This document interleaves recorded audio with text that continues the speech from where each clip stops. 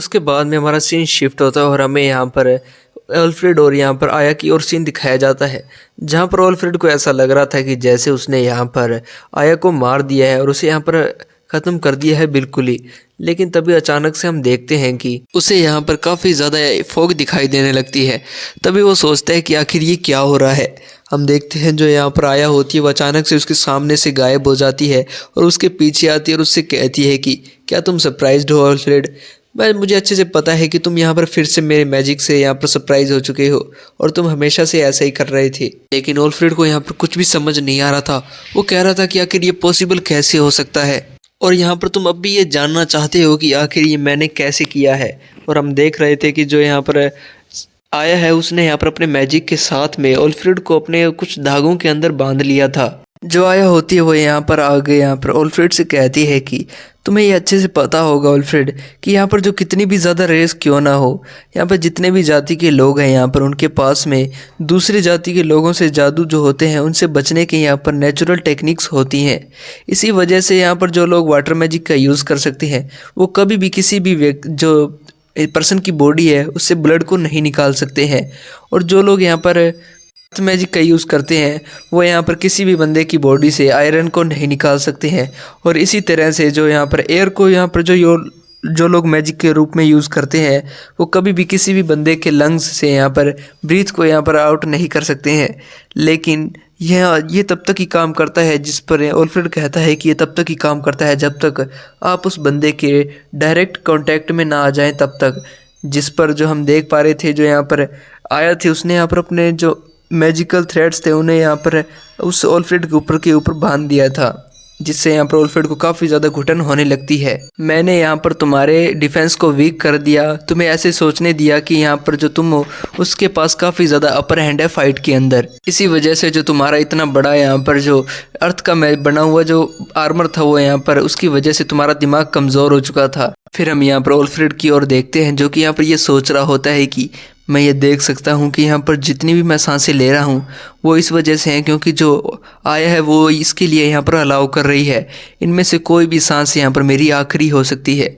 फिर उसे यहाँ पर अपने मास्टर के साथ में बिताई हुई वो बातें याद आने लगती हैं जो कि उन्होंने की थी, जहाँ पर जो रेडेस था वो यहाँ पर उससे कह रहा था कि जहाँ पर जो टाइम है वो आ चुका है मेरे बच्चे, क्या यहाँ पर किसी भी तरह की हेजिटेशन तुम्हारे दिमाग के अंदर आ रही है?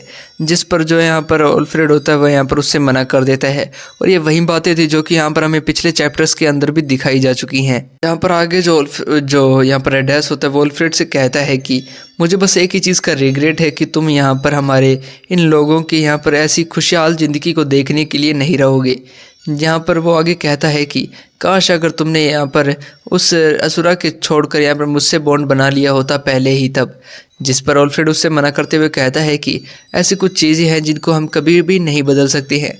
फिर हमारा सीन प्रेजेंट में आता है जहाँ पर जो ऑल्फ्रेड है उसे यहाँ पर आया ने पकड़ कर रखा हुआ था।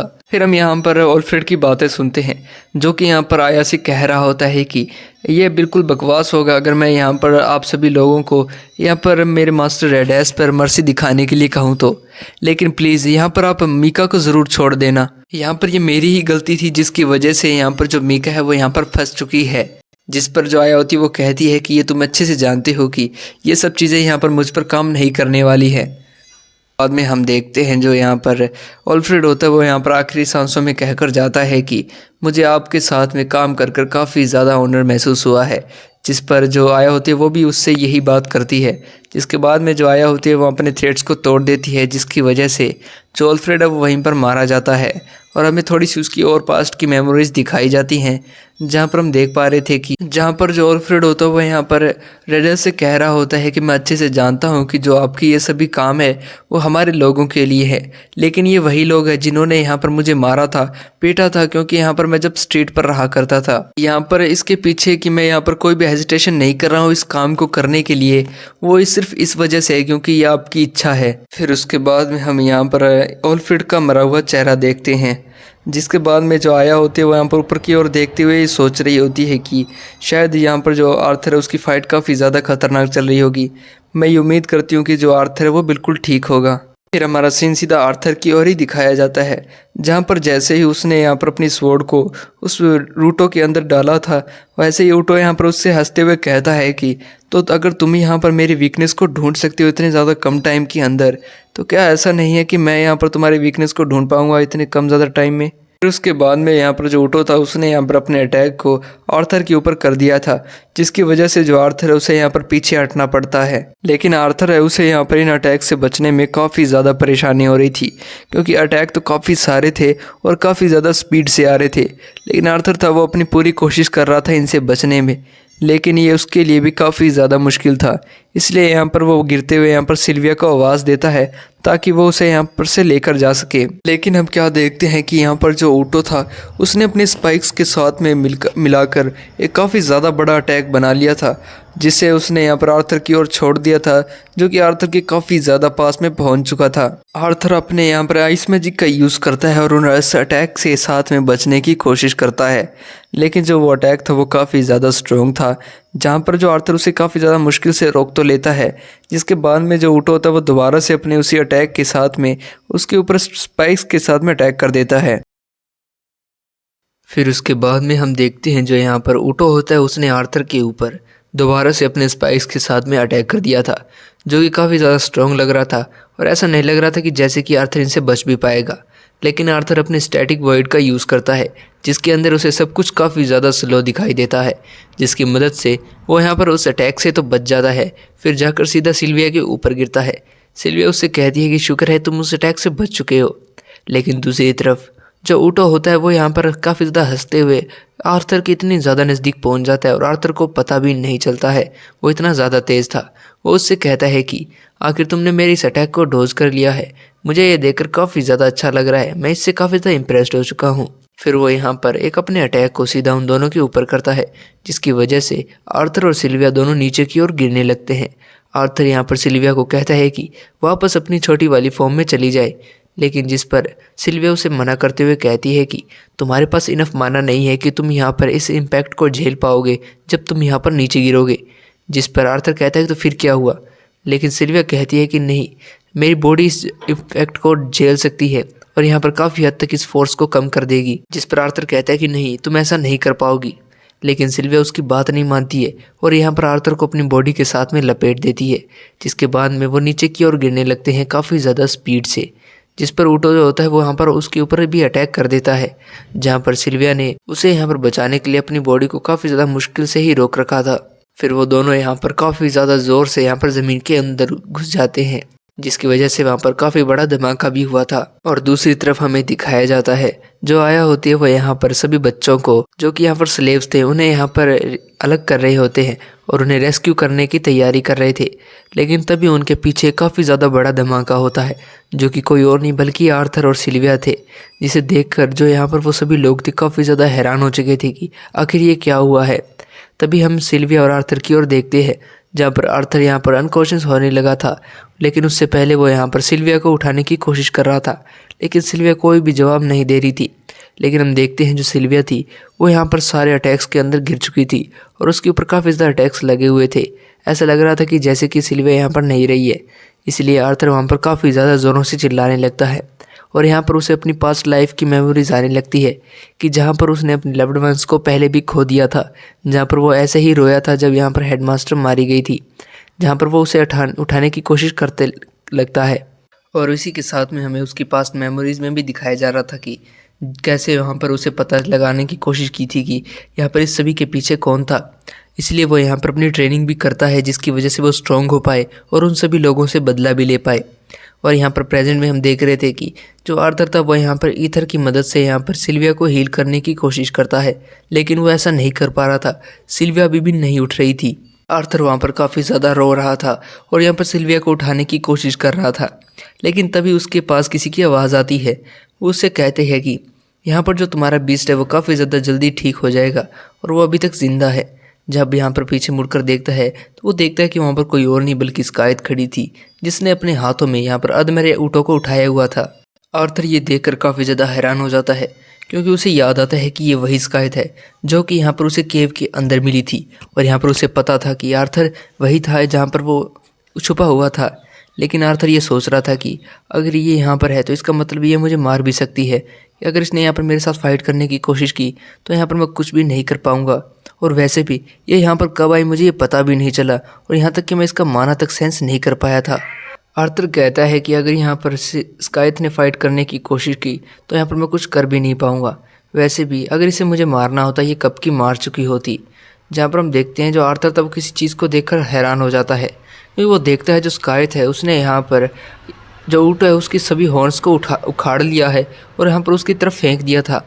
आर्थर ये सोचता है कि जो ये हॉर्न्स है वो एक वित्रा के लिए काफ़ी ज़्यादा इंपॉर्टेंट होते हैं, इनके बिना वो कुछ भी नहीं है, आखिर इसने मुझे ये उखाड़ कर क्यों दे दिए हैं। जिसके बाद में हम देखते हैं जो आर्थर होता है वो ये सोच रहा होता है कि जो ये अलाई है उसके साथ में ऐसा क्यों कर सकती है। जिस पर हम देखते हैं जो स्काइथ होती है वो यहाँ पर ऊँटों के अंदर अपनी पावर को इस तरह से डालती है जिसकी वजह से जो अधमरा ऊँट होता है वह यहाँ पर पूरी तरीके से मारा जाता है और वो उसकी बॉडी को यहाँ पर आर्थर के आगे फेंक देती है। और मैं बैकग्राउंड नॉइज़ के लिए माफ़ी चाहता हूँ, मैं इसके लिए कुछ भी नहीं कर सकता हूँ। मैंने एक अपनी वीडियोज़ में कई बार बताया है कि जहाँ पर मैं रहता हूँ वहाँ पर ऐसे ही बैकग्राउंड नॉइज़ आती रहती है, लेकिन मैं जितना उसके उतनी क्लियर वॉइस करने की कोशिश करता हूँ। जिसके बाद में हम देखते हैं जो स्काइथ होती है वह यहाँ पर आर्थर से कहती है कि ये काफ़ी ज़्यादा टफ बैटल थी, फिर भी तुमने यहाँ पर ऊँटों को हराने के लिए मैनेज कर लिया था। वो यहाँ पर आर्थर से आगे कहती है कि तुमने यहाँ पर ऊँटों को ज़िंदा रखा लेकिन उसके कोर को डिस्ट्रॉय कर दिया ताकि वो यहाँ पर अपने माना का यूज़ ना कर सके। ये तुमने बस इसलिए किया ताकि यहाँ पर तुम उसे वापस ले जाकर उससे पूछताछ कर सको। जहाँ पर आर्थर मन में सोच रहा था कि यहाँ पर भले ही ये कुछ भी कह रही हो लेकिन इसके पीछे यहाँ पर इसका कुछ पर्सनल काम था जिसकी वजह से इसने ये किया है, लेकिन मैं इसके साथ काम करने के लिए तैयार हूँ, बल्कि इसकी शर्त ये होनी चाहिए ताकि मैं यहाँ पर मारा ना जाऊँ। जिसके तहत वो यहाँ पर स्काइथ थे उसका नाम पूछ लेता है, जिस पर स्काइथ उसे अपना नाम सीरिया वित्रा बताती है।